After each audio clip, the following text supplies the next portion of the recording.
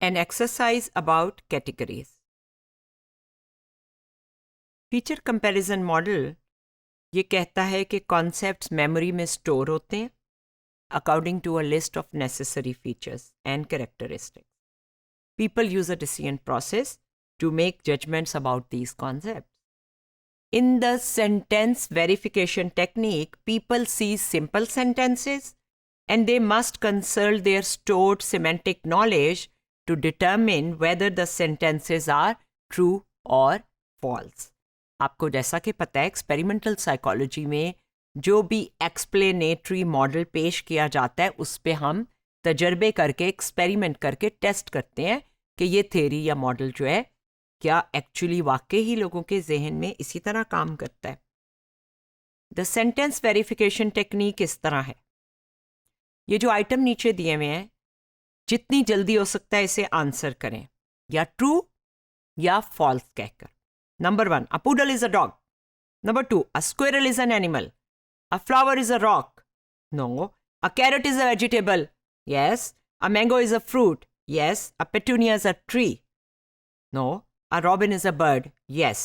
A rutabaga is a vegetable. Yes.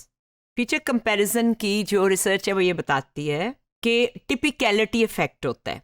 लोग जल्दी से फैसला कर लेते हैं कि ये फॉल्स है स्टेटमेंट या ट्रू है अगर वो आइटम जो है वो टिपिकल होता है किसी कैटेगरी के लिए.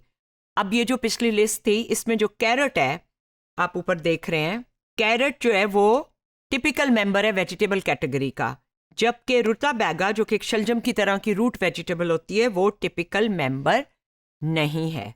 कुछ लोगों ने रिसर्च की, सोलोमन और उनके कोलीग्स ने स्टूडेंट्स को कहा कि इमेजिन करें एक ऐसा रॉबिन है, रॉबिन जो एक रेड ब्रेस्टेड बर्ड होता है, एक ऐसा रॉबिन है जो कि उसकी कोई करेक्टरिस्टिक जो है उसमें नहीं है, वो उड़ता ना हो, खाता ना हो, उसके पर ना हो और उसके रेड कलर की उसके चेस्ट ना हो.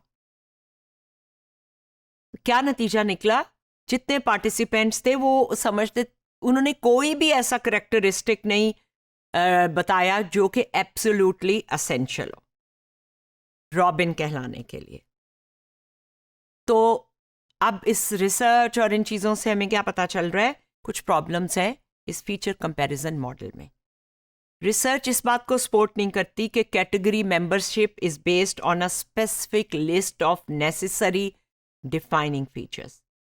It does not explain also how members of a category are related to each other.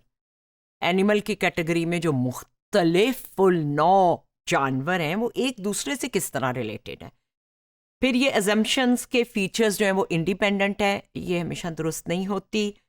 ऐसी नेचर में जो कैटेगरीज मिलती हैं वो अक्सर को रिलेटेड होती हैं, एक दूसरे से वाबस्ता होती हैं. जैसे जिन ऑब्जेक्ट्स की फर होती है उनकी टांगें भी होती हैं आमतौर पे, जिनके पत्ते होते हैं उनकी टांगें नहीं होती.